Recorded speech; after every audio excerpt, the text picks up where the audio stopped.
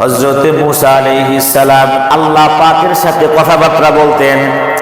এজন্য মূসা আলাইহিস সালামকে বলা হয় কালিমুল্লাহ। মূসা আলাইহিস সালাম আল্লাহ পাকের সাথে কথা বলতে যাবেন তুর পাহাড়ে। এক গরীব মহিলা বলতেছে, মূসা তুমি কোথায় যাও? মূসা আলাইহিস সালাম বলতেছে, বুড়িমা আমি তো যাইতেছি আমার রবের সাথে কথা বলার জন্য। আচ্ছা, তুমি তো আল্লাহ পাকের সাথে কথা বলতে যাইবা, আল্লাহ পাকের দরবারে আমার ব্যাপারে একটা দরখাস্ত কইরো। আমাকে আল্লাহ পাক এত গরিব বানাইছে, এত গরিব বানাইছে, আমার থাকার কোনো জায়গা নাই, খাবার দাবারের কোনো ব্যবস্থা নাই, একটা মাত্র কাপড় শুধু লজ্জায় স্থান ঢাকার জন্য আছে, আর কিছুই নাই। আল্লাহ পাকের কাছে বইল, আল্লাহ পাক যেন আমাকে নিয়ামত বাড়ায় দেন, আমাকে যেন অর্থ সম্পদ দান করেন। মূসা আলাইহিস সালাম বলছেন ঠিক আছে বলবো। মূসা আলাইহিস সালাম যাইতেছেন, এমন তো অবস্থা আর এক ব্যক্তি আসছে, মূসা আইনা তাযহাব, কোথায় যাও? মূসা আলাইহিস সালাম বলতেছে আমি তো তুর পাহাড়ে যাই আল্লাহ পাকের সাথে কথা বলার জন্য। তো মূসা তুমি তো আল্লাহ পাকের সাথে কথাবার্তা বলো, আমার ব্যাপারে একটা আল্লাহ পাকের কাছে দরখাস্ত লাগাও। মূসা আলাইহিস সালাম বলতেছেন বলো কি দরখাস্ত লাগাবো? ওই ব্যক্তি বলতেছে মূসা তুমি তোমার রবের কাছে বলবা, আল্লাহ পাকের কাছে বলবা, আল্লাহ পাক যেন আমার ধন সম্পত্তি কমায় দেয়, এত ধন সম্পত্তি দান করছেন আমার হিসাব রাখার কোনো খবর নাই। তাহলে দুইজনের কটা দরখাস্ত? দুইটা দরখাস্ত। একটা হলো যে আমার ধন সম্পদ বাড়াই দিতে বলো আল্লাহরে, আর একজনে বলছে কি তুমি আল্লাহ কাছে বলো যে আমার ধন সম্পদ যেন কমায় দেয়, এত ধন সম্পদ আমার লাগবে না। মূসা আলাইহিস সালাম আল্লাহ পাকের থেকে কথাবার্তা বলে আসছেন। প্রথমে আসে ওই বুড়িমার কাছে, বুড়িমা দৌড়ে আসছে, কি ব্যাপার মূসা, আল্লাহ পাক কি বলল? মূসা আলাইহিস সালাম বলতেছে, বুড়িমা আল্লাহ পাক তোমাকে যা কিছু দান করছেন এইগুলোর শুকরিয়া আদায় করতে বলছে। তুমি যদি শুকরিয়া আদায় করো আল্লাহ পাক তোমার নিয়ামতকে বাড়ায় দিবেন। তোমার একটা কাপড় আছে, তুমি আল্লাহ পাকের কাছে যদি শুকরিয়া আদায় করো আল্লাহ পাক এই নিয়ামতকে আস্তে আস্তে আস্তে আস্তে বাড়ায় দিবেন। ওই বুড়িমা বলতেছে মূসা আমার আছেই কি, আর শুকরিয়া আদায় করবো কিসের? আমার তো কিছু নাই শুকরিয়া আদায় করার মতো, নিয়ামত তো আল্লাহ পাক আমাকে দান করেন নাই, আমি কিসের শুকরিয়া আদায় করব? এই কথা বলার সাথে সাথে একটা ঝঞ্ঝা বায়ু এসে ওই বুড়িমার যে একখানা কাপড় ছিল ওই কাপড়টা পর্যন্ত নিয়ে গেছে। না শুকরি এই কাজ হলো এটা। শুকরিয়া আদায় করলে নিয়ামত বাড়াই দিবে। মূসা আলাইহিস সালাম ওই ব্যক্তির কাছে গেছেন, ওই ব্যক্তি জিজ্ঞাসা করতেছে মূসা গেছিল আল্লাহর কাছে, বলছো নি আমার ব্যাপারে? ওই ব্যক্তি ঘোড়ার উপরে বৈশা আনার খাইতেছিল, আনার, ঘোড়ার উপরে বৈশা আনার খাইতেছিল। মূসা আলাইহিস সালাম বলতেছে ভাই আল্লাহ পাক তোমাকে আল্লাহ পাকের না শুকরিয়া আদায় করতে বলছে, তুমি যদি আল্লাহ পাকের না শুকরিয়া আদায় করো মানে শুকরিয়া আদায় করবা না। কই থেকে আইছে? বাপ দাদার গেলে সম্পদ, আরে আমার ভাইয়ের সম্পদ, আমার বাবার গেলে এগুলো আমার দাদার সম্পত্তি, পৈতৃক সম্পত্তিটা এরা এভাবে পাইছে। আল্লাহ পাকের কোনো গুণগান নাই। তুমি আল্লাহ পাকের না শুকরিয়া আদায় করো তাহলে আল্লাহ পাক তোমার এই নিয়ামতগুলো আস্তে আস্তে কমায় দিবেন। এই ব্যক্তি আনার খাইতেছিল, আনারটা হাতের থেকে পড়ে সব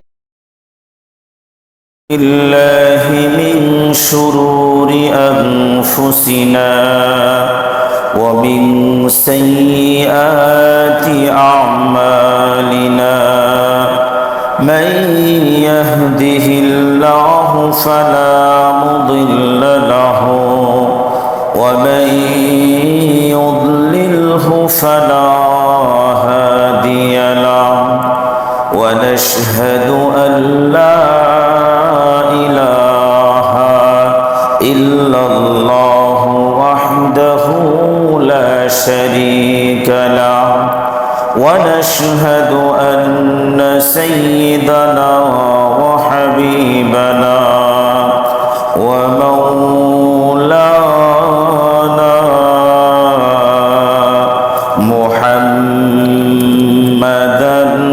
عبده ورسوله أما بعد فقد قال الله تبارك وتعالى في كلامه المجيد وفرقانه الحميد أعوذ بالله من الشيطان الرجيم بسم الله الرحمن الرحيم إن ربك يبسط الرزق لمن يشاء ويقدر إنه كان بعباده خبيرا بصيرا ولا تقتلوا أولادكم خشية إملاق نحن نرزقهم وإياكم إن قتلهم كان خطأ كبيرا ولا تقربوا الزنا إنه كان فاحشة وساء سبيلا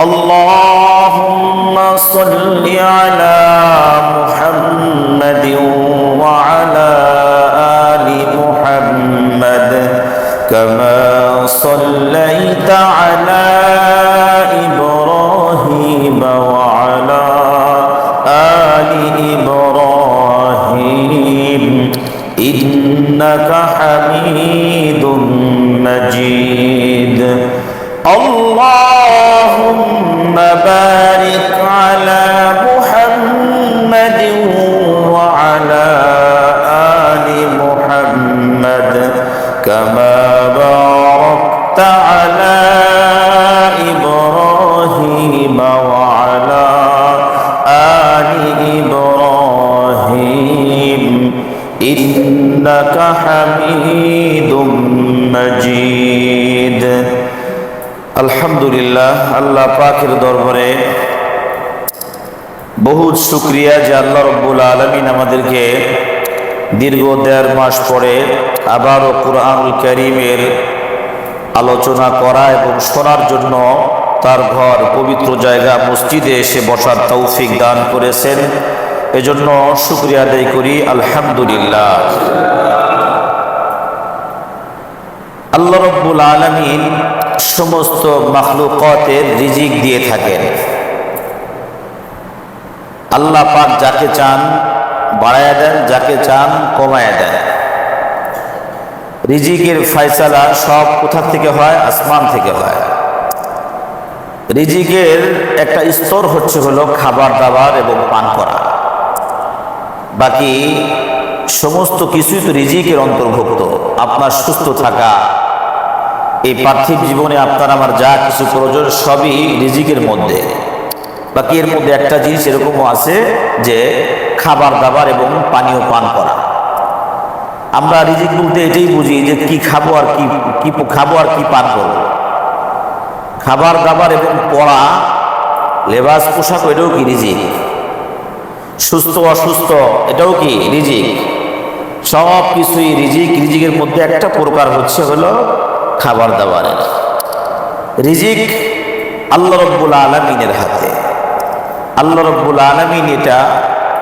তাকসিম করে দিয়েছেন কে কতটুকু পরিমাণ পাবে কার রিজিক কতটুকু আল্লাহ পাক কাউকে বাড়ায় দিয়েছেন কাউকে কমায় দিয়েছেন পৃথিবী সৃষ্টি করার 50,000 বছর আগে আল্লাহ রব্বুল আলামিন বান্দার রিজিকের ফয়সালা করেছেন আজকে যে আলোচনা আমরা শুনবো এবং করব সূরা বনী ইসরাঈলের 30 নম্বর আয়াত থেকে।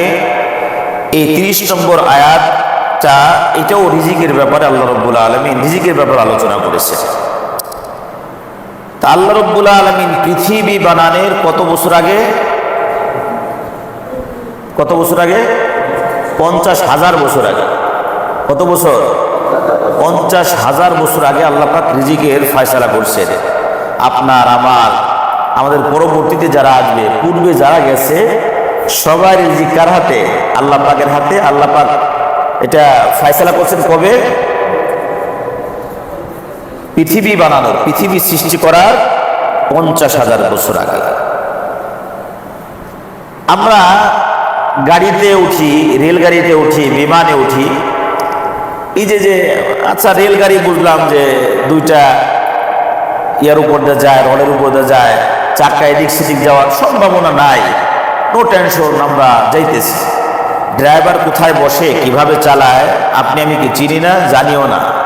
গাড়িকে অ্যাক্সিডেন্ট করবে কি করবে না তাও জানি না। গাড়ির একই অবস্থা, রেলের একই অবস্থা, বিমানের অবস্থা আর একটু ভয়াবহ। হায় হায়, জমিন দিয়ে যায় না, উপরে যাবে। পাখি তো এরকম ভাবে ওড়ে, বিমান তো আর এরকম করে না। কিভাবে কি? তারপরে আমরা কোনো টেনশন ছাড়াই বিমানের উপরে উঠে পড়ি। আবার ভাবি কি 6 ঘন্টা পরে মদিনায় পৌঁছে যাব। বিমান যখন ফ্লাইট শুরু হবে কয় ঘন্টা পর? 6 ঘন্টা পরে আমরা জেদ্দা অথবা মদিনা এয়ারপোর্টে আমরা নেমে যাব। কত কনফিডেন্স! আমরা কিন্তু যে পাইলট যে আছে তারও আমরা চিনি না বা দেখিও নাই। ফ্লাইটের সময় দেখি, সাধারণত দেখাও যায় না এদের।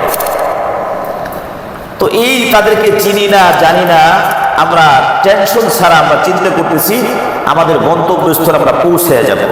আল্লাহ আর আল্লাহ রাব্বুল আলামিন এটা ঘোষণা করছেন, নবী আলাইহিস সালামের মাধ্যমে ফয়সালা করছে যে আমি পৃথিবী বান্দা টেনশন করো না, পৃথিবী যে বানাইছি এর আগে তোমার রিজিকের ফয়সালা আমি করছি। আর তুমি দিনের মধ্যে থাকবা, যতদিন পর্যন্ত থাকবা তোমার যা কিছু লাগবে আমি রব ছাড়া তোমাকে দেনেওয়ালা কেউ নাই। বুঝে আসছে না ভাই? তারপরে আমরা কালকে খাবো কি, আগামী মাসে খাবো কি, আগামী বছর করবো কি, লেখাপড়া করতেছি, চাকরি বাকরি হবে কি হবে না, ব্যবসা বাণিজ্যের মধ্যে কি অবস্থা, আগামীতে কি হবে, এই কি হবে, এখন কি হইতেছে, খুব টেনশন। এগুলা ইমানের দুর্বলতা। এগুলো কি? ইমানের দুর্বলতা। ইমান যখন মজবুত হয়ে যাবে তখন এই সমস্ত টেনশন থাকবে না। আরে রিজিকের ফয়সালা তো আল্লাহ পাকের হাতে। একটা মানুষ তার জীবনে মৃত্যু পর্যন্ত কত কোটি টাকা ইনকাম করবে এটাও আল্লাহ পাক বাজেট করছে। সুবহানাল্লাহ বলবেন না? আল্লাহু আকবার। কত কোটি টাকা, সে কত টন পানি খাবে, কত টন খাবার গ্রহণ করবে, কি করবে, সব আল্লাহ পাকের কাছে ফয়সালা। তো এই ব্যাপারও তারপর আমরা কি করি? টেনশন করি, আমাদের দুশ্চিন্তা আসে। আল্লাহ রাব্বুল আলামিন ফয়সালা করছে, টেনশন করার কোনো কারণ নাই। রিজিকে যদি 10 কোটি টাকা আপনার বাজেট থাকে, এটা আপনি পেয়ে যাবেন নিঃসন্দেহে আপনার কাছে চলে আসবে। আপনি যদি এটাকে হালাল ভাবে নেন তো আলহামদুলিল্লাহ, হালাল ভাবে আসতেছে না, ধৈর্য ধারণ করেন, চলে আসবে। কিন্তু যদি আপনি হারাম পন্থা অবলম্বন করেন, ওই বাজেট ওই 10 কোটি, হারাম ভাবে গেলেও 10 কোটি, হালাল ভাবে গেলেও কি 10 কোটি। আমার হারামের দিকে যাওয়ার কি দরকার আছে? আমার বাজেটে যেটা আছে সে তো আল্লাহ দিয়েই দিবে। আবার কি দরকার আছে আমার হারামের দিকে যাওয়া? আবার কি দরকার আছে যে বিয়ে শাদী দেরিতে করা? ইমানের দুর্বলতা। বালেগ হয়ে গেছে, আল্লাহ পাক সামর্থ্য দান করছেন, একটা মেয়েকে এনে পর্দায় রাখতে পারবে, 3 বেলা কিছু খাবার দাবার দিতে পারবে, পোশাক আশাক দিতে পারবে, বাস তার বিবাহ করে ফেলা। বিবাহ করে না, ছেলে নিজের পায়ে দাঁড়ায় নেই। কি বলে? ছেলে নিজের পায়ে দাঁড়ায় নেই। নিজের পায়ে দাঁড়াইতে এই ছেলেটার যৌবনটা পর্যন্ত শেষের দিকে চলে যায়। ছেলে কবে নিজের পায়ে দাঁড়াবে আর কবে বিবাহ শাদী হবে? এই জন্য সূরা নূরের মধ্যে আল্লাহ রাব্বুল আলামিন বলেন, ওয়া আনকিহুল আয়ামা মিনকুম ওয়াস-সালিহিনা মিন ইবাদিকুম ওয়া ইমাইকুম ইয়াকুনু ফুকারা ইউগনিহিমুল্লাহু মিন ফাদলি। বালেগ হয়ে গেছো, বিবাহ করে ফেলাও। ভয় পাইতেছো টাকা পয়সা নাই, ইউগনিহিমুল্লাহু মিন ফাদলি, আল্লাহ পাক তোমার টাকা পয়সা দিয়ে দিবে, বড় লোক বানাই দিবে। সুবহান। এরপরে রাত আল্লাহ পাক বলছেন ওয়াল ইস্তাফিফিল্লাযিনা লা ইয়াজিদুনা নিকাহান হাত্তা ইউগনিয়াহুমুল্লাহু মিন ফাদলি। বালেগ হয়ে গেছো, বড় হয়ে গেছো, বিয়ে শাদী করার সুযোগ চলে আসছে, টাকা পয়সা নাই, তাহলে একটু ধৈর্য ধরো, আল্লাহ পাক তোমাকে অর্থের অভাব দূর করে দিবে, তুমি তারপরে বিবাহ শাদী করো। এই যে এগুলো কি, আচ্ছা বিয়ে শাদী করলাম, এরপরে কি বাচ্চা কাচ্চা হয় না কেন? ও যে অবস্থা হুজুর, আরে ছেলে নিজেই চলতে পারে না, বউরেই কাপড় চোপড় দিতে পারে না। ছেলের বাবা কয় আরে বউরেই কাপড় চোপড় কিনে দিয়ে আমি, আর আমার ছেলে বিভিন্ন প্রকার কথাবার্তা এরকম বলে। এই যে এদেরকে ব্যাপারে আল্লাহ রাব্বুল আলামিন বলছেন যে না না, তোমার রিজিক যে রব আমি দেই, তোমারটা দেই, তোমার বাবারটা দিতেছি, তোমার দাদারটাও দিছি আমি, এইভাবে পূর্ব আদম পর্যন্ত সব আমি দিয়ে এসছি। ভবিষ্যতে তোমার ওই দেশ থেকে যেগুলো আসবে এদেরকেও আমি রিজিক দেব, খবরদার এই সমস্ত চিন্তা ভাবনা করো না। বুঝতে পারছেন রিজিকের মালিক কে? আল্লাহ রাব্বুল আলামিন। এই জন্য রিজিক নিয়ে কখনো এই টেনশন করা উচিত না, এটা কোনো ইমানদার এই টেনশন করতে পারে না। আল্লাহ রাব্বুল আলামিন বলতেছেন ইন্না রাব্বাকা ইয়াবসুতুর রিজকা লিমান ইয়াশাউ ওয়া ইয়াকদির। নিশ্চয় তোমার রব ইয়াবসুতুর রিজকা, রিজিককে বাড়ায়া দেন, কারো কারো রিজিককে বাড়ায়া দেন, লিমান ইয়াশা, আল্লাহ পাক যাকে চান রিজিক বাড়ায়া দেন। আল্লাহ পাক যাকে চান রিজিক বাড়ায়া দেন। একজনের রিজিক বেড়ে গেছে, বন্ধু বান্ধবের মধ্যে একজনের ব্যবসা, ওরে বাপ রে বাপ, বিশাল ব্যবসা, অল্প দিনে ব্যবসা অনেক লাভবান হয়ে কোটিপতি হয়ে গেছে, গাড়ি বাড়ি হয়ে গেছে। আর দুই তিনজন বন্ধু হিংসা করে, হিংসা করা যাবে না, হিংসা করা হারাম। কারণ লিমাইয়াশা, আল্লাহ পাক যাকে চান ইয়াবসুতুর রিজকা, রিজিক বাড়ায়া দেন, লিমাইয়াশা ওয়া ইয়াকদির, যাকে চান আল্লাহ পাক রিজিক কমায়া দেন। তো তুমি হিংসা করার কি দরকার? হিংসা করে ক্ষতি করতে পারবে কেউ? হিংসা করে কেউ কারো ক্ষতি করতে পারবে? এই জন্যই হিংসা করা হারাম। ক্ষতি হবে না তো কারো। হিংসা করা হারাম কেন? আপনার কলিগ, আপনার বন্ধু, আপনার কাছের মানুষ, আপনার প্রতিবেশী ভালো কিছু করতেছে, আপনার অন্তরের মধ্যে জ্বলে কেন? এই জ্বলাটা হারাম। আল্লাহ পাক তাকে চাইছেন, ইচ্ছা করছেন, বাড়াই দিয়েছেন। আবার কাউকে চাইছেন, ইচ্ছা করছেন, কমায় দিয়েছেন। ইয়াবসুতুর রিজকা, রিজিক প্রশস্ত কারো করে দেন কে? আল্লাহ পাক, যাকে চান আল্লাহ পাক। ওয়া লিমাইয়াশা ওয়া ইয়াকদির, এবং যাকে চান আল্লাহ রাব্বুল আলামিন রিজিক কমায় দেন। ইন্নাহু কানা বিইবাদিহি খাবীরাম বাসীরা। নিশ্চয় আল্লাহ রাব্বুল আলামিন তার বান্দাদের ব্যাপারে সব খবর রাখেন এবং সব কিছু আল্লাহ রাব্বুল আলামিন দেখেন। সুবহানাল্লাহ। সব খবর রাখেন এবং কি সব খবর জানেন এবং সবকিছু দেখেন। কিতাবের মধ্যে লেখছে, দেখা যায় কিছু কিছু ব্যক্তি অনেক প্রকার অর্থ সম্পদ দিক দিয়ে অনেক আগায়া, আবার কিছু কিছু মানুষ ভিক্ষা করে খায়, অনাথ। এর কারণ কি?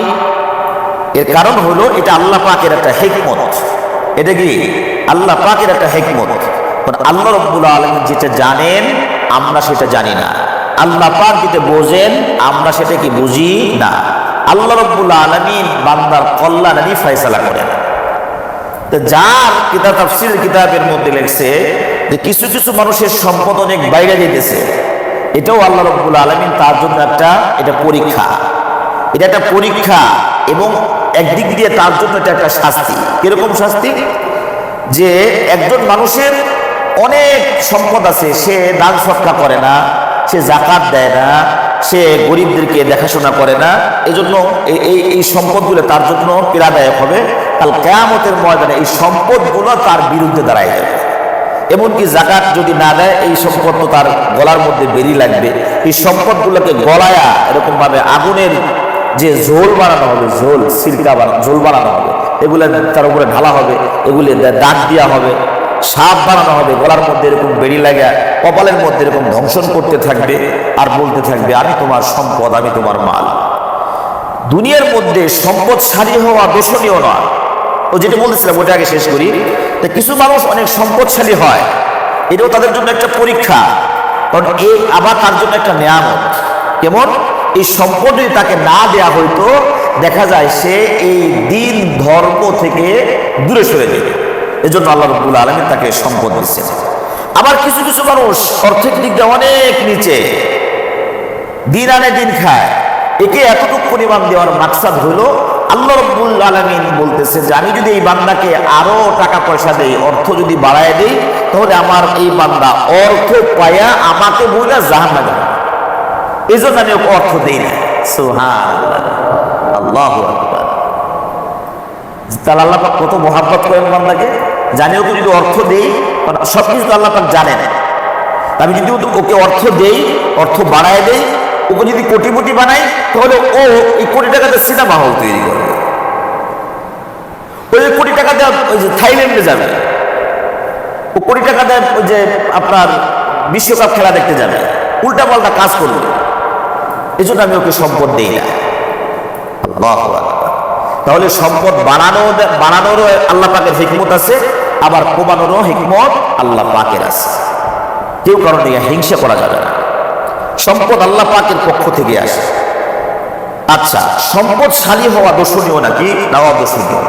সম্পদশালী হওয়া, আপনি একজন মুসলমান, আপনি কোটিপতি হবেন, আপনার পকেটে কেন টাকা থাকবে?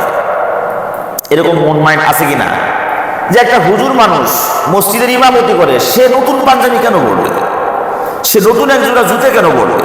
সে মোটরসাইকেল কেন কিনবে? তার একটা ফ্ল্যাট কেন থাকবে? সে তো থাকবে এরকম গরিব অসহায়, নামাজ কালাম পড়বে, আমাদের কাছে সল করে খাবে।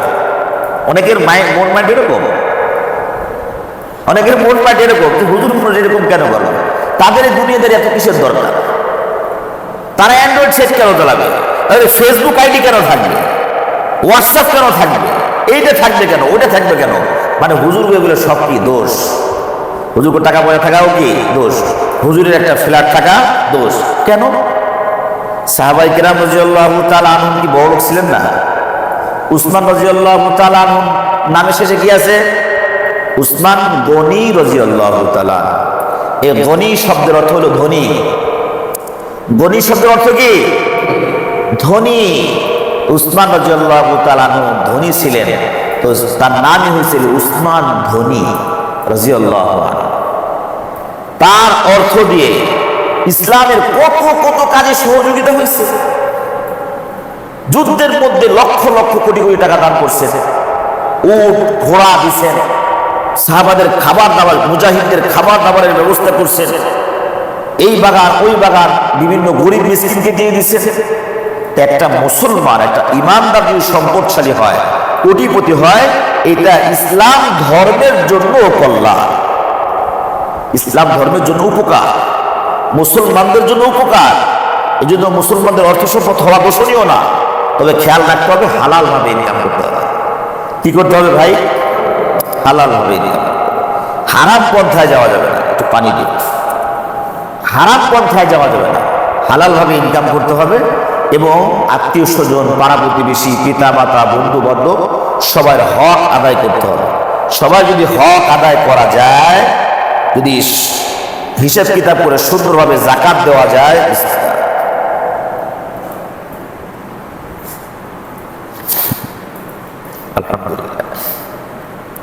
তাহলে কোনো প্রকারের সমস্যা নাই। এই অর্থের জন্য আপনার পরকালে কল্পতে আপনার খালাস হয়ে যাবে। আর যদি এগুলো হিসাব কিতাব না দিতে পারেন, তত সমস্যা। সরকারি কোনো ব্যক্তি বা কোনো একটা ডিপার্টমেন্ট যদি ওরকম হিসাব কিতাবের মধ্যে যদি ঝামেলা করে, তো তার কি অবস্থা হবে? হিসাব কিতাব, কোনো হিসাব কিতাব নাই, কোথায় কি করলো, আয় ব্যয় কোনো কিছু নাই, ঝামেলা না। কারণ সে যদি বেশি উল্টাপাল্টা করে, তার ওই যে দুদকের সময় বা বিভিন্ন ঝামেলার সময় তার বিপদ চলে আসে। আর যে ব্যক্তি সৎ থাকে, তার হিসাব কিতাব দিতে কোনো অসুবিধা হয় না, তার কোনো ভয় থাকে না। এই জন্য পরকালে যেহেতু আল্লাহ পাকের সামনে এগুলো আমাদের কি করতে হবে? আল্লাহ পাকের সামনে যেতে হবে, আল্লাহ পাকের সামনে হিসাব কিতাব দেওয়া লাগবে। এই জন্য হারাম ভাবে ইনকাম করা যাবে না, হালাল ভাবে আনতে হবে। এই হালাল ভাবে যদি আপনি কোটি কোটি টাকার মালিক হন, কোনো দোষণীয় না। কারণ আপনি যাকাত দিবেন, আপনি গরিব মিসকিনকে দান করবেন, আপনি মসজিদ নির্মাণ করবেন, আপনি মাদ্রাসার এতিমখানায় আপনি দান করবেন, আপনি এতিম বাচ্চাদেরকে আপনি দেখাশোনা করবেন, বিধবাদের জন্য সহযোগিতা করবেন এবং গুরাবা ফান্ডে আপনি দান করবেন, তাহলে আপনার কোনো অসুবিধা নেই। আর আল্লাহ পাক আপনার অর্থের মধ্যে বরকত দিয়ে দান করবেন। আল্লাহ পাক কি করবেন? অর্থের মধ্যে বরকত দান করবেন। একটা রেওয়ায়াত এরকম পাওয়া যায়, সহিহ না গায়রে সহিহ বলতে পারবো না, তবে একটা রেওয়ায়াত এরকম পাওয়া যায়, যেহেতু এটা ফজিলত তাই তো বলি। হযরত মুসা আলাইহিস সালাম আল্লাহ পাকের সাথে কথাবার্তা বলতেন, এজন্য মুসা আলাইহিস সালামকে বলা হয় কালিমুল্লাহ। মুসা আলাইহিস সালাম আল্লাহ পাকের সাথে কথা বলতে যাবেন তুর পাহাড়ে। এক গরিব মহিলা বলতেছে, মুসা তুমি কোথায় যাও? মুসা আলাইহিস সালাম বলতেছে, বুড়িমা আমি তো যাইতেছি আমার রবের সাথে কথা বলার জন্য। আচ্ছা, তুমি তো আল্লাহ পাকের সাথে কথা বলতে যাইবা, আল্লাহ পাকের দরবারে আমার ব্যাপারে একটা দরখাস্ত কইরো।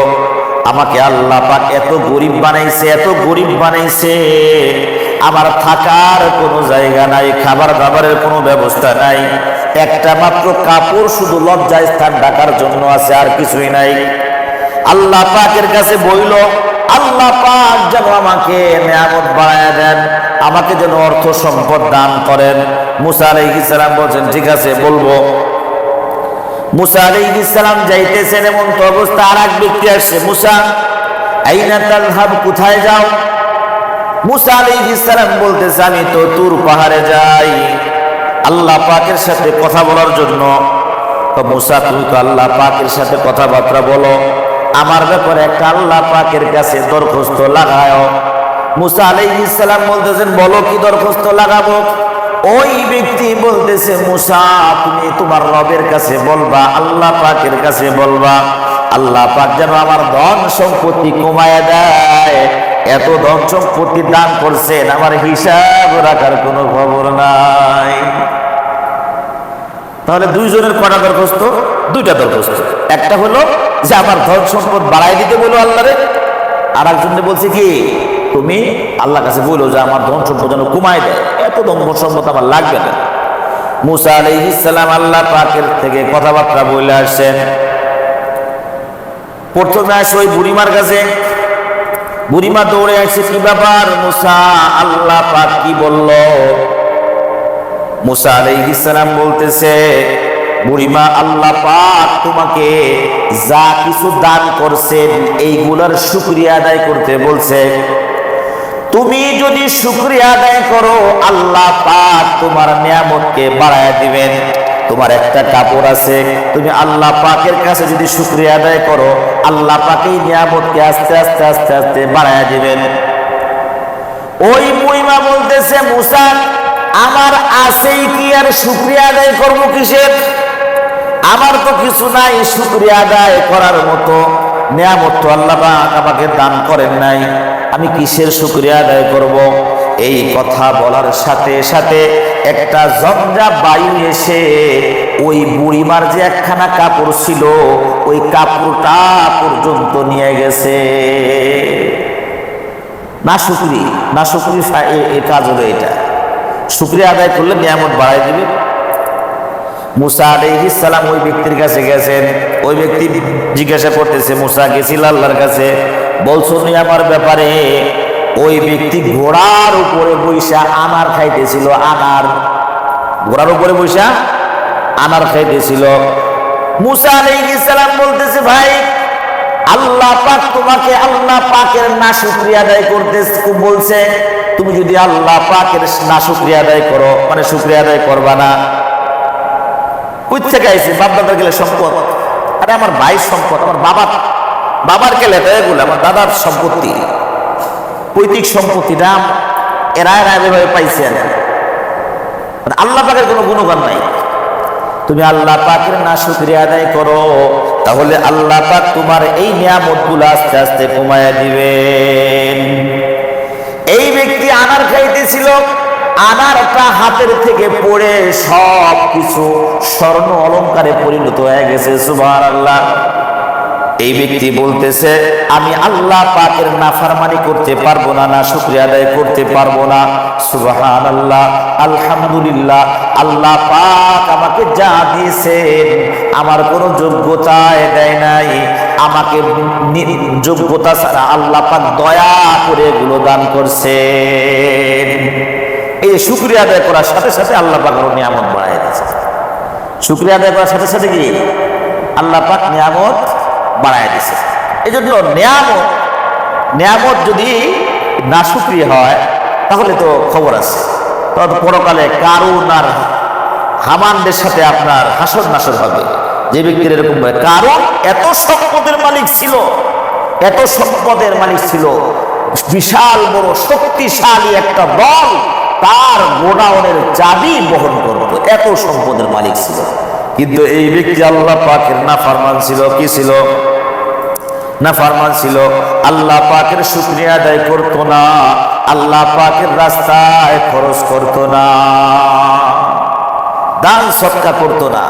হালাল ভাবে যদি আপনি কোটিপতি হন আর যদি আল্লাহ পাকের রাস্তায় দান করেন, পিতামাতার সেবা করেন, আপনার সমাজের মধ্যে বিধবা আছে গরিব মিসকিনদের সেবা করেন, মসজিদ মাদ্রাসা নির্মাণ করেন, গরিব অসহায়দেরকে দেখভাল করেন, তাহলে এই নিয়ামত আল্লাহ পাক আপনাকে বাড়াইতেই থাকবে, বাড়াইতেই থাকবে, বাড়াইতেই থাকবে। এবং পরকালেও আল্লাহ রাব্বুল আলামিন আপনার হিসাব কিতাব সহজ করে দেবেন। কি করবেন? হিসাব কিতাব সহজ করবেন আল্লাহ পাক। দান সদকায় বালা মুসিবত দূর হয়। আল্লাহ রাব্বুল আলামিন সূরা বাকারার প্রথম দিক দিয়ে ছোট আছে না, সূরা ফাতিহার পরে এতটুকু অংশ, এর মধ্যে আল্লাহ রাব্বুল আলামিন বলছেন الذين يؤمنون بالغيب ويقيمون الصلاة ومما رزقناهم ينفقون الذين يؤمنون بالغيب যারা গায়েবের উপর ঈমান আনে। আমরা কার উপর ঈমান আনি? গায়েবের উপর ঈমান আনি। আল্লাহরে দেখছি নাকি? দেখি নাই, দেখি নাই, কিন্তু আমার রব যে আছেন তার উপরে আমরা ঈমান আনছি। আমাদের রব দেখতে কেমন আমরা জানি না, রবের মাথা আছে কি আজ নাই আমরা কিন্তু জানি না, হাত আছে কি নাই আমরা জানি না, হাত থাকলেও কয়টা আছে তাও জানি না, পা আছে কি নাই জানি না, পা যদি থাকে কয়টা পা আছে তাও কিন্তু আমাদের খবর নাই। এই জন্য আমরা মুসলমান আল্লাহ পাককে না দেখে আমরা আল্লাহ পাককে বিশ্বাস করি। এই জন্য আমানতু বিল্লাহি কামা হুয়া কামা হুয়া কামা হুয়া, আমানতু বিল্লাহি, আমরা আল্লাহর উপরে ঈমান আনলাম। আমি আল্লাহ পাকের উপরে ঈমান আনলাম। কেমন? আল্লাহ পাক যেমন তেমন, আল্লাহ পাক যেমন তেমন। আল্লাহ এত বড়, এত বড়, এই সাই দরকার নেই আমার। আল্লাহ পাক যেমন তেমন, তার উপরে আমি ঈমান আনলাম। এর নাম হলো কি? মুসলমান। এই আকীদা পোষণ করনেওয়ালাদের নাম হলো মুসলমান। এরা হলো গায়েবের উপরে ঈমান আনে। আল্লাহ পাক এদের জন্য বলছেন হুদাল লিল মুত্তাকিন, এই কোরআনটা হলো তাদের জন্য হেদায়েত। যারা গায়েবের উপরে বিশ্বাস করবে, আল্লাযীনা ইউমিনুনা বিল গায়ব ওয়া ইউকিমুনাস সালাতা, এবং যারা সালাত কায়েম করবে, সালাত আদায় যারা করবে, নামাজ যারা পড়বে, ওয়া মিম্মা রাযাকনাহুম ইউনফিকুন, আল্লাহ পাক বলতেছেন আমি তোমাদেরকে যা দিছি তার থেকে তোমরা খরচ করবে। যারা খরচ করবে আমি তাদেরকে যা দিছি তার থেকে তারা কি করবে? খরচ করবে। এরা হলো ঈমানদার। এরা কি? ঈমানদার।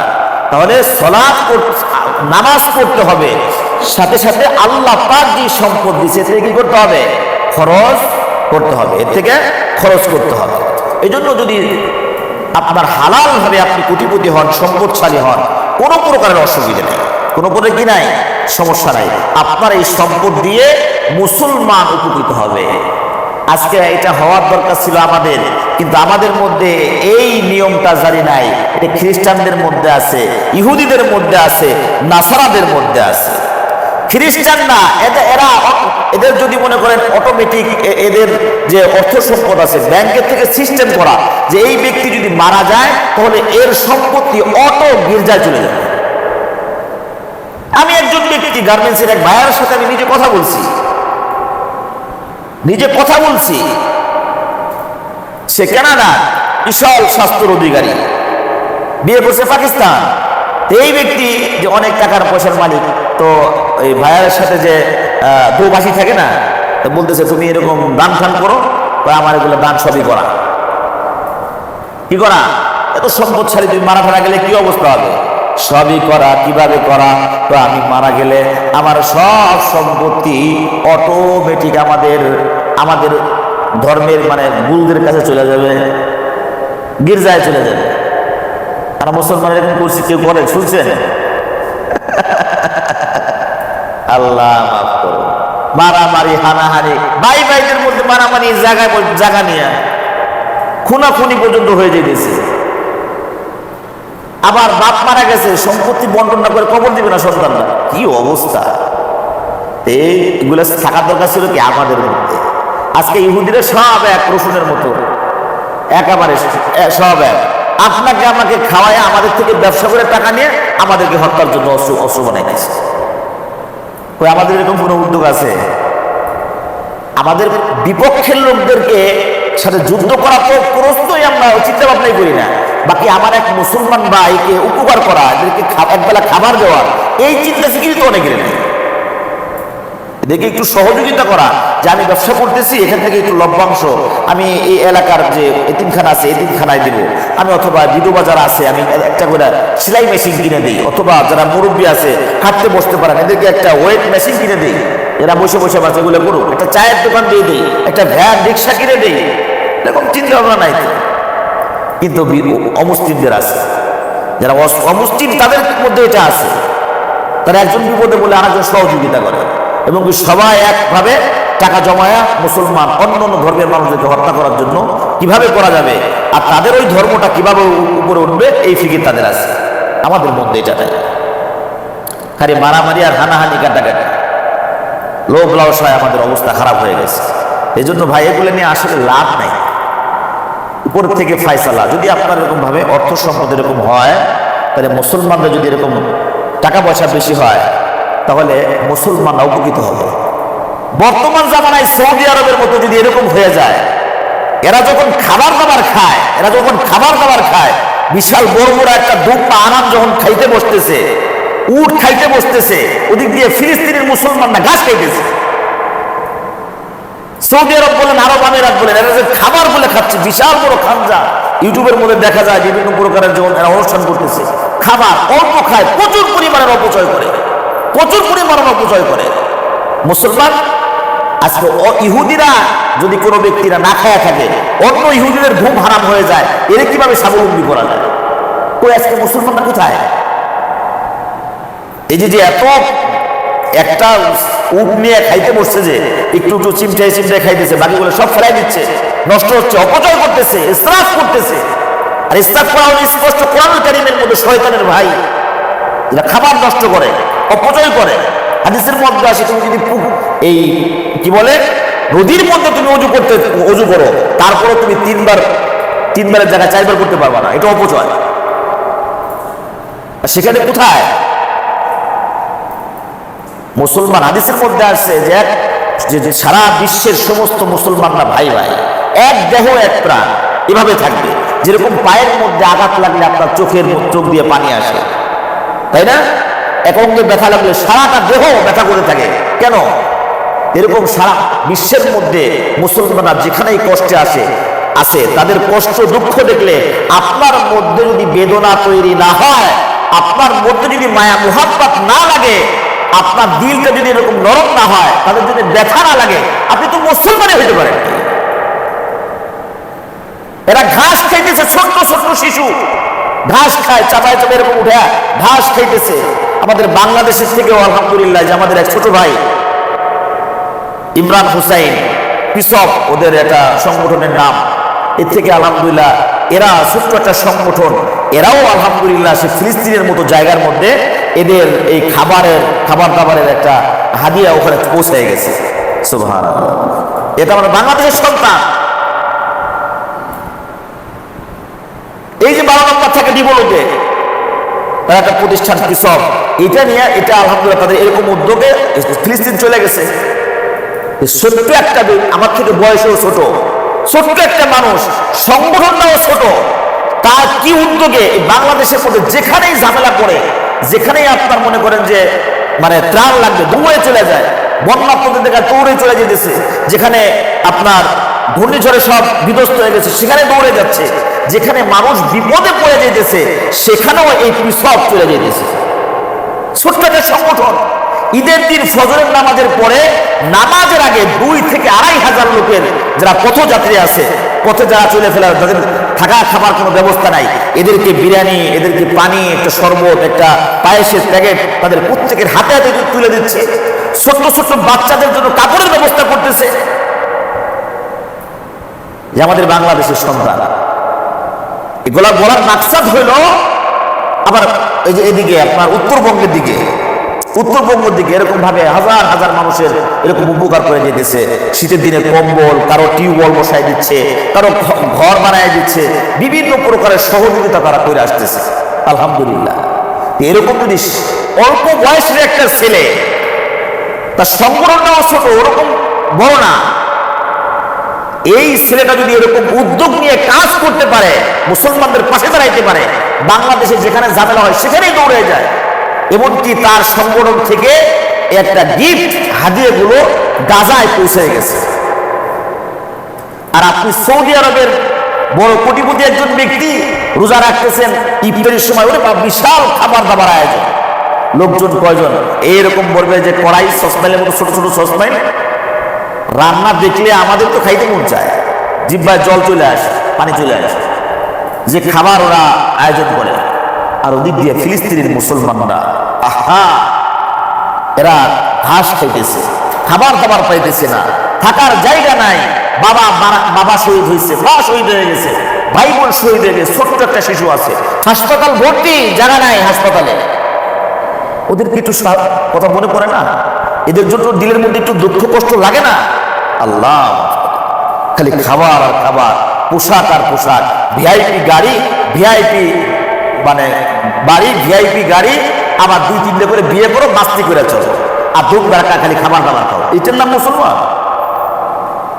এটার নাম কি মুসলমান? আরে সৌদি আরব তোমাদের দেশে তো, তোমার তো রসুলের দেশ।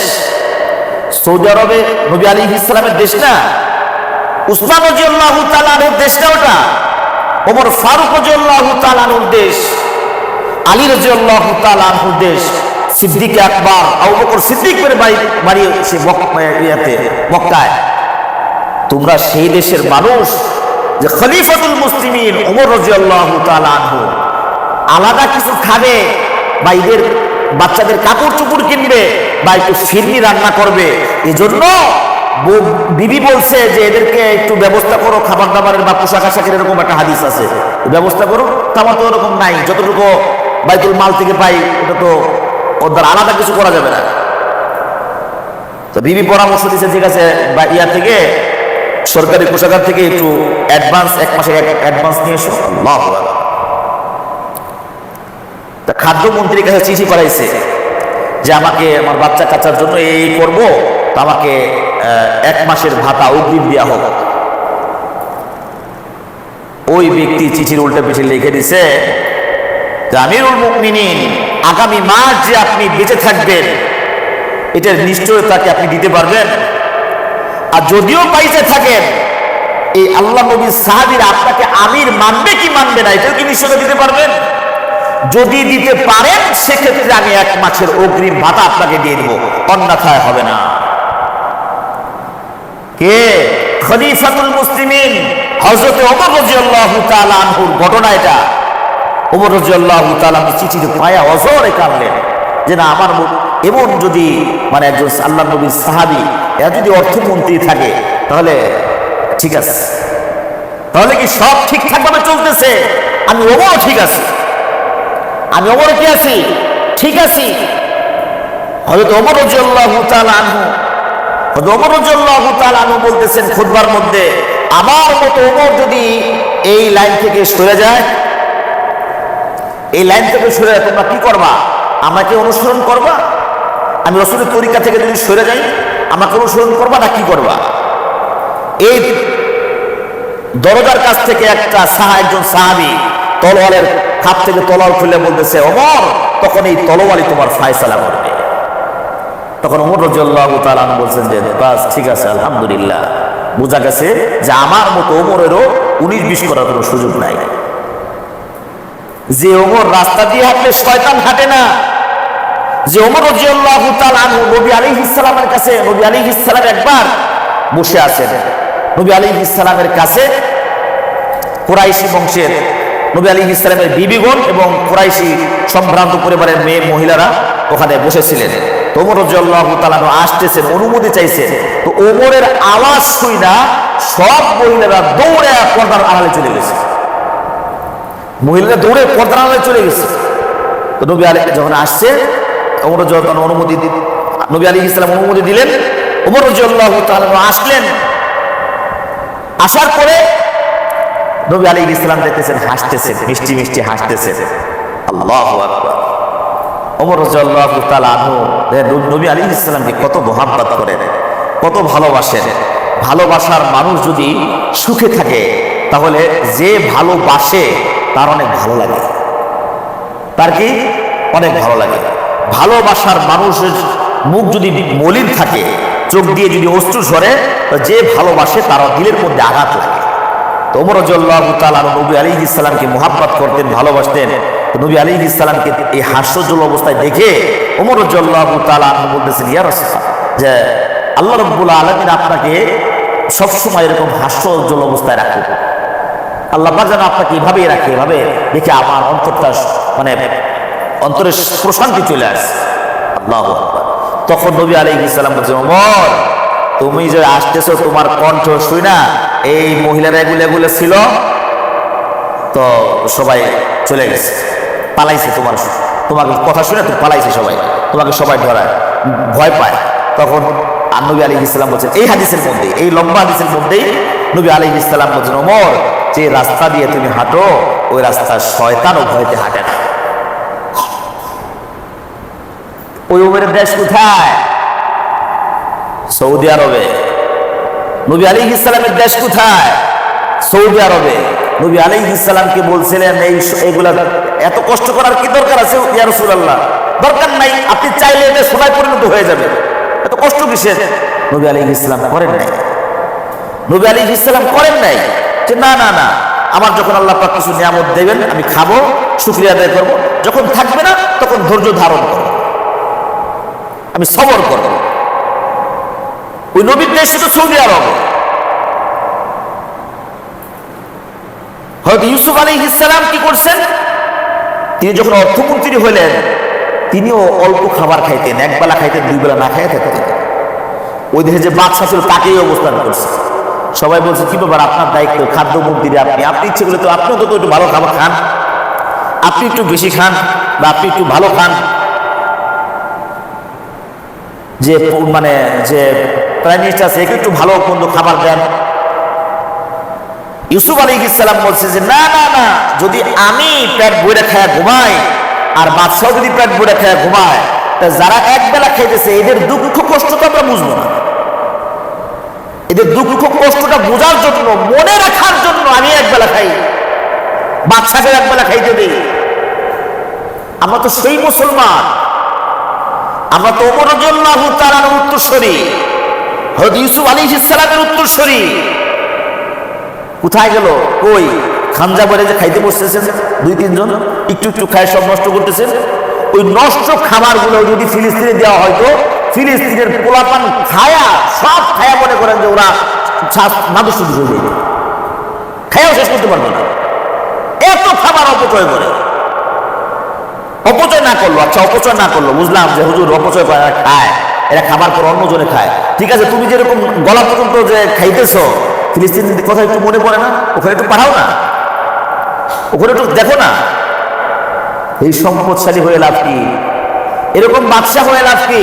লাভ নাই, লাভ নাই। একটু চক্ষুটা বন্ধ হোক না, পেদানি কয়গারে আল্লাহ পাক কড়াই ঘন্টায় দেখাই দিলেন।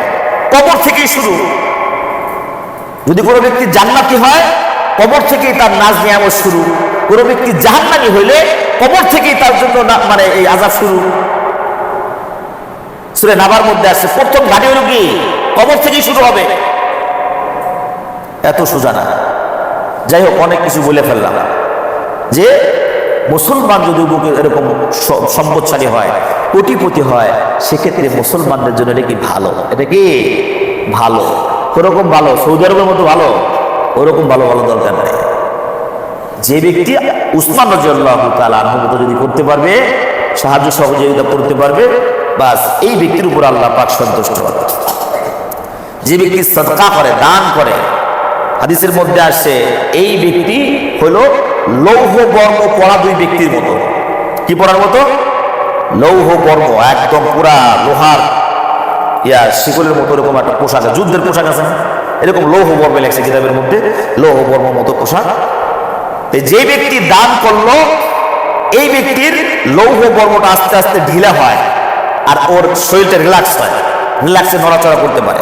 আর যে ব্যক্তি দান করলো না, ওই ব্যক্তির এই লৌহ বর্মটা আস্তে আস্তে টাইট হয়ে থাকে, এরকম টাইট হয়ে থাকে। দুইজন ফেরেশতা সকালবেলা দুনিয়াতে অবতীর্ণ হন এবং এই দুইজন ফেরেশতা দুইজন ব্যক্তির জন্য দোয়া করে। যে ব্যক্তি দান করে, এই ব্যক্তির জন্য দোয়া করে, আল্লাহ এর গুনাহ মাফ করো, এর সম্পদ বাড়ায় দাও, এর রিজিক বাড়ায় দাও, একে সুস্থ রাখো, বিভিন্ন প্রকারের দোয়া করে। আর যে ব্যক্তি দান সদকা করে না, কিপটেমি করে, কিতাবের মধ্যে কিপটেমি বলছে, কিপটেমি করে, এই ব্যক্তির জন্য ফেরেশতা দোয়া করে, আল্লাহ এই কৃপণের ধন সম্পদ গুলো ধ্বংস করে দাও। ফেরেশতা বদদোয়া করে দেয়। বুঝতে পারছেন? এই জন্য সব কিছু হলো আল্লাহ পাকের উপর থেকে ফয়সালা হয়। রিজিক নিয়ে কথা বলতেছিলাম। রিজিক আল্লাহ রাব্বুল আলামিন যাকে চান বাড়ায় দেন, যাকে চান কমায় দেন। রিজিক কবে ফয়সালা হয়েছে? পৃথিবী সৃষ্টি করার 50,000 বছর আগে মৃত্যু পর্যন্ত রিজিক যা আছে আল্লাহ পাকের কাছে বাজেট আছে। তবে রিজিক বাড়ে এবং কমে, রিজিক বাড়ে এবং কমে। পিতামাতার সেবা করলে রিজিক বাড়ে, পিতামাতার সেবা করলে রিজিক বাড়ে, দান সদকা করলে রিজিক বাড়ে, নেক আমল করলে রিজিক বাড়ে, আর নাফরমানি করলে রিজিক কমে। এক কথায় বললাম, নাফরমানি তো অনেক প্রকার। তাহলে নেক আমল করলে আল্লাহ পাক রিজিক বাড়ায় দেন, আর বদ আমল করলে আল্লাহ পাক রিজিককে সংকুচিত করে দেন, কমায় দেন। বুঝতে আসছে না? রিজিকের ফয়সালা কোথায়? আসমান থেকে হয়। আপনার আমার বাজেটে যেগুলো আছে আল্লাহ রাব্বুল আলামিন এগুলো আমাদেরকে দিয়ে দিবেন। আর একটা তওবার ধারায় গুনাহ তো হয়ে যেতেই পারে, গুনাহ হয়ে যেতেই পারে। গুনাহ হওয়ার সাথে সাথে আল্লাহ পাকের কাছে কায়েম বাক্যে যখন কোনো ব্যক্তি, কোনো বান্দা আল্লাহ পাকের কাছে তওবা করে, আল্লাহর কাছে যদি ক্ষমা চায়, মাপ চায়, আর যদি এরকম খালেসভাবে তওবা করতে পারে, আল্লাহ রাব্বুল আলামিন এর মৃত্যু পর্যন্ত এই পার্থিব জীবনে যা যা দরকার আল্লাহ পাক সব দিয়ে দিবেন। বুঝে আসছে ভাই? জন্য মন মাইন্ড একটু চেঞ্জ করতে হবে, একটু আল্লাহর দিকে ফিরে আসতে হবে, আল্লাহর দিকে ফিরে আসতে হবে। আল্লাহ পাক ছাড়া কোনো গতি নাই, আল্লাহ পাক ছাড়া আমাদের কোনো অভিভাবক নাই, আল্লাহ পাক ছাড়া আমাদের কোনো বন্ধু নাই, আল্লাহ পাক ছাড়া কবরে কেউ আমার সাথে থাকবে না, আল্লাহ পাক ছাড়া ফুলসিরাতের সময় কেউ আমার সাথে থাকবে না। আল্লাহ পাক এখনো আমাকে যা কিছু করতেছেন, আমার মৃত্যুর পরে কবরের জগতে, হাসরে, ফুলসিরাতে, মিজানের পাল্লায়, সব জায়গায় আল্লাহ পাকের দয়া ছাড়া আমাদের কোনো কিছু আমাদের সামনে আগাইতে পারবো না। এই জন্য মেরা দোস্ত, আমরা আল্লাহর দিকে ফিরে আসি, তার দিকে ফিরে আসবো, আল্লাহ পাকের দিকে ফিরে আসি। রেগুলার তওবা ইস্তেগফার পাঠ করি। নবী আলাইহিস সালাম প্রতিদিন, এক হাদিসের মধ্যে আসে 70 বার, আর এক হাদিসের মধ্যে আসছে 100 বার। কতবার? একটা বৈঠকের মধ্যে 70 বার ইস্তেগফার পাঠ করতেন। এই যে আমরা একটা বৈঠক করলাম, একটা অনুষ্ঠান করলাম, আয়োজন করলাম, একটা বৈঠক, এর মধ্যে মিনিমাম 70 বার, 100 বার আল্লাহ নবী আলাইহিস সালাম ইস্তেগফার পাঠ করতেন। যার কোনো গুনাহ নাই, যার কোনো কি নাই, যার কোনো গুনাহ নাই, যে ইস্তেগফার করার তার কোনো প্রয়োজন নাই, আল্লাহ সেই নবী আলাইহিস সালাম 100 বার করছেন। তাহলে আমার আপনার কতবার করার দরকার প্রতিদিন? ভাই প্রতিদিন কতবার করার দরকার, কতবার করার দরকার? এই জন্য ইস্তেগফার বেশি বেশি, আস্তাগফিরুল্লাহ, আস্তাগফিরুল্লাহ, আল্লাহ আমারে মাফ করে দাও, আল্লাহ আমারে মাফ করে দাও, লা ইলাহা ইল্লাল্লাহ, আল্লাহ তুমি ছাড়া তো কেউ নাই, লা ইলাহা ইল্লাল্লাহ, আল্লাহ তুমি ছাড়া তো কেউ নাই, আল্লাহ তুমি আমারে মাফ করো। সাল্লাল্লাহু আলাইহি ওয়াসাল্লাম। মাঝে মাঝে দুরূদ শরীফ পড়া, একবার দুরূদ শরীফ পড়লে 10টা রহমত বর্ষিত হয়। এই জন্য মুখ বন্ধ রাখবো না, আমরা বিভিন্ন উল্টা পাল্টা গান বাজনা আবিজাবি এগুলো করবো না, জিকির ফিকিরে চলবো ইনশাআল্লাহ। আল্লাহ রাব্বুল আলামিন আমাদের সকলকে বুঝে আমল করার তৌফিক দান করেন। সকলে বলে আমিন। অল্প সময় জিকির হবে।